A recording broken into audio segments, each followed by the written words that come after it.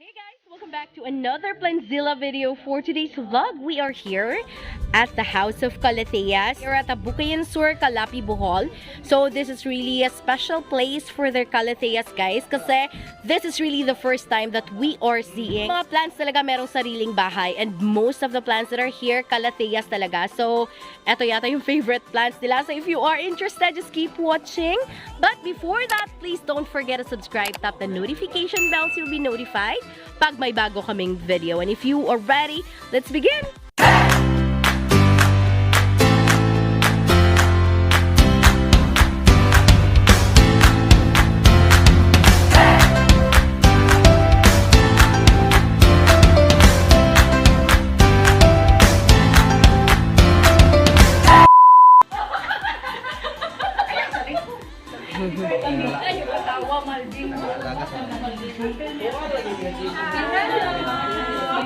Thanking everyone for the hospitality. So, ayan. Thank you so much. So, ayan guys, we are here. May sariling bahay po talaga yung Calatheas niya. So, akala nyo naman siya yung may-ari, no? So, we will start here at the left part of this little house. Well, I think when you really get in, guys, most of what you see are really Calatheas. But, there are some Philodendrons, guys, na dito din nakalagay. So, you can see a lot of Philodendron moonlight. Not just really one pot, because there are really a lot of them. And I think itong nasa baba, they are Philodendron black cardinal. But I think the cultured ones, yung mga nandito. Tapos, mostly, mga moonlight talaga. There are also ferns, yung mga cobra fern, guys, and magnificums. Well, not real sure if this is a magnificum or a crystallinum. Pero, dito lang talaga sa area na to, yung madaming Calatheas, and most of them are there. So, ayan. When you really get in to this little house, you will be seeing the entire Calathea collection. So, they have a lot here. Alam nyo naman na sobrang nakakabaliw yung mga pangalan ng Calatheas, guys. Halos pare-pareho ng print but of different names.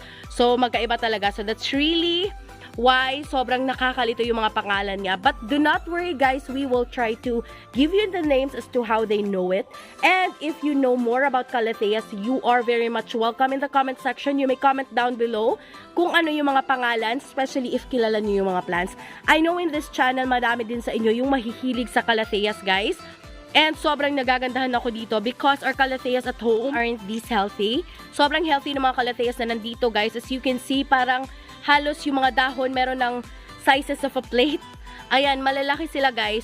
So, let me try to give you the names based on how they know, ha. But, if kilala nyo, syempre, marami sa inyo yung mahihilig sa Calatheas dito. Kasi nakapag-upload na kami about Calatheas before and a lot of you liked that video. So, eto guys, tour naman tayo ngayon. Not about propagations, not about how to take care of them. I'll just give you a quick tour. So, if you are ready, let's go. Alright guys, we will start off with this one. Ito daw yung Calathea medallion. So, I hope naman this time, tama na ako because the name really came from the owner herself.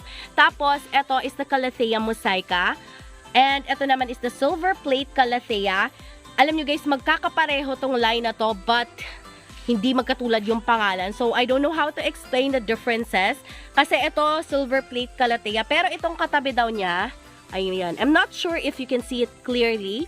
Kasi masyadong maliwanag dito, guys. Lumabas na yung sun. Pero yung pangalan daw niya is Moana Blush. So, ayan. Try to search about it. Kasi hindi din ako sure. Tapos, ito, Calathea Roscoe. Meron siya mga katulad na color, guys. Pero, mga patterns yata sa leaves. And, of course, the shape, yung pinagkaiba nila. Kasi ito, oh, halos magkakapare-pareha ng kulay. But, magkaiba po talaga yung pangalan. So, let's try to name some more Calatheas that they have here. That Calathea na medyo malayo na dito, guys. We're not sure if it's golden rose or jungle rose. You may comment down below. Tapos, this one is a Calathea gecko. And eto guys, medallion daw to. So, parang katulad lang nung first one na napakita sa inyo. Eto guys, mga Calathea medallion sila. Pero may V1 at V2 daw. So, hindi ko sure kung saan. Meron din mga shine star. So guys, halos magkakatulad lang. Ito nga daw is sa Calathea rosea, but ngayon, ging Calathea corona siya. So sa mga experts sa Calatheas dyan, calling out, please naman paki-comment down below if you know these plants, guys. kasi madami din naman sa inyo. I'm just flexing these collections kasi bihira lang tayong makakita ng mga matatabang Calathea and these healthy. Kasi usually yung mga nakikita namin sa expos, sa mga binibenta talaga, yung mga bagong import pa lang, tapos hindi pa nakaka-recover, stressed pa din from where they came from. So, hindi pa acclimated, guys. Etong mga nandito, super acclimated na sila. Super healthy na tingnan. That's why we are really amazed upon seeing these collections. And ang daming pangalan na meron dito, guys. So, just to explain better, guys. Kanina, medyo nahilo pa kami sa anong pangalan niya. May mga V1, V2. Pero yung pangalan niya is Calathea Shine Star. So, ayan. Ito yung itsura ng dahon niya. Pero hindi ko talaga mai-explain yung pinagkaiba nila. Maybe, medyo payat yung puti na nasa dahon. Tapos, ito kasi, medyo wide siya. So, pag i-compare natin yung kulay, ayan o. But hindi din ako sure if that's how they are being differentiated from one another. Ito guys is the Calathea Sibrina. Tapos yan, Calathea Cynthia. Almost kamukha lang yung ibang Calatheas na napakita namin.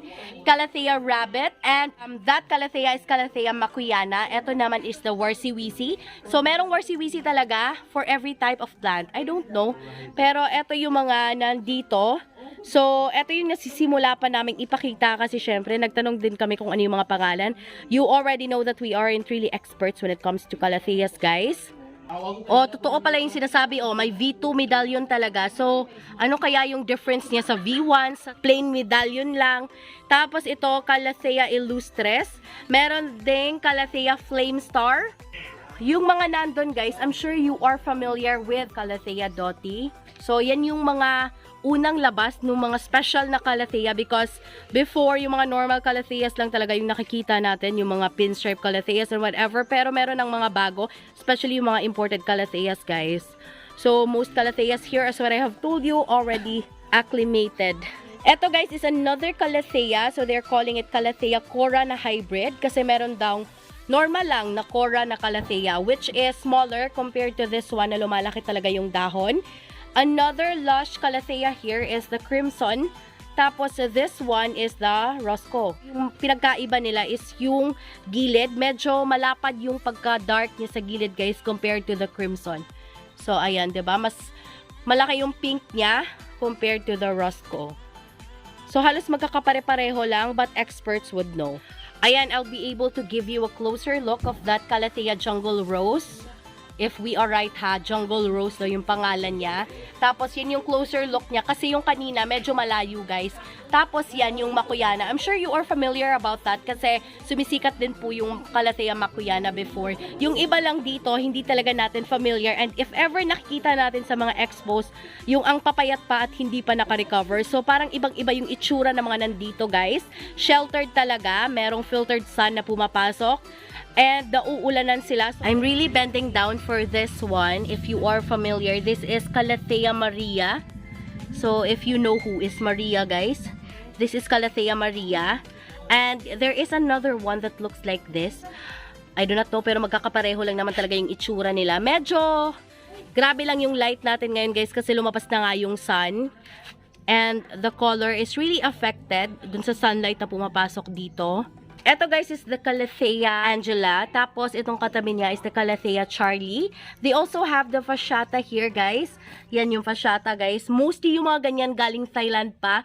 Tapos, ito yung Yellow Fusion Calatheas. I've been seeing yung mga ganitong Calatheas, guys, but hindi pa talaga nakaka-recover. So, ang papayat pa. Ito yung mga healthier version of all those Calatheas that we've been seeing on expos. I'm just flexing the trailing mycans. So, just for you to know, guys, ito pala yung itsura ng bahay ng Calathea na meron sila dito. Which is really special kasi pinagawan talaga. Not everyone who has a collection.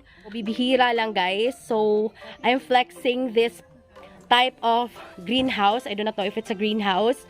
Pero mukha siyang greenhouse. Tapos, ganito yung itsura ng mga plants sa loob. So, look how healthy they are. So, if mayaman ka and afford mo naman to, go and try. Kasi talagang proven, guys, na gumaganda talaga yung plants. They really look healthy. Ayan o. I've never seen such lush Calatheas, guys. Maybe because kadalasan naman talaga yung mga nakikita namin for sale lang talaga. And yung mga for sale, guys, they don't really wait too long para mag-acclimate yung plant. They really sell it right away, so hindi pa nakaka-recover. That's why this is totally different from all of those collections that we have seen before. Meron pa palang Calathea Freddy dito. So, merong isang group ng Calatheas na nandito, guys. And something that I really like here is the huge Calathea orbifelia, guys. This is really huge. Parang plato na siya. Let me just compare my hand, oh. This is how big it is. Usually talaga yung mga nakikita kong mga ganito, ang liliit pa. So guys, if mahilig ka talaga sa Calatheas, you will be enjoying this video. And of course, you will be interacting as well. Especially if we named it wrong. Kasi hindi naman lahat accurate, guys. Kasi alam nyo na, medyo nakakalito talaga yung kulay niya. Basta feeling ko sa size ng leaf or sa shape ng leaves and sa pattern ng kulay, sila nagkakaiba. Pero mostly parang magkakatulad lang kasi yung itsura nila. Meron ding orchids dito, but there are also a lot of Calatheas that are placed outside. Maybe there isn't enough space na for the big ones. Kasi merong mga malalaki, guys, na nasa labas. Papakita ko lang how healthy they are. So, ayan. And I'm sure that this is really the first time in this channel na nakapakita kami ng mga Calatheas na ganito kadami. This video is really special. Please do comment down below. I'll be needing your help. Kasi hindi ko naman kilala lahat. So, thank you in advance for those who will comment down below. You know, when I come back here, dito sa area na to, I wouldn't be able to name all of these. Kasi I really needed assistance when it comes to naming them all. Just so you know, guys, there are a lot of ficus or the rubber trees, commonly known as rubber trees, na nasa labas. So, ipapakita ko na lang din sila sa inyo through a montage. There is such a big Calathea here. All Lindeniana daw yung pangalan. And medyo tall na siya, guys. Most Calatheas really grow this tall talaga. Tumataas sila. But I think they are also seasonal kasi there are times na naubos yung dahon nila. They just come back whenever they want to. Pero I think dito sa area na to, na control yung pumapasok sa kanila na light and talagang sheltered sila ng maayos, I think they can thrive, guys. So, daw is Calathea White Star. Ito si Brina ulit yata. Tapos, this is different from this. So, akala ko magkatulad lang. But when you really place them close to each other, they are really different, guys. So, White Star to. Etong sumunod na to is the pinstripe. Tapos, etong nasa gilid is the beauty star. Mga star pala itong nandito. So, they are huge, guys. That's why nandito talaga sila sa labas. Kasi masyado na yatang crowded if ilalagay pa sila sa loob. Lumalaki yung Calatheas, guys. Especially if you will try to place them sa soil lang talaga. Hindi nyo na ipapot. So, ayan. I'm so excited to show that to you kapag nangyari din yan sa amin. But, I don't think makakaya namin yon. So, ayan, I'll just give you the montage, including the rubber trees, guys. So, see ya!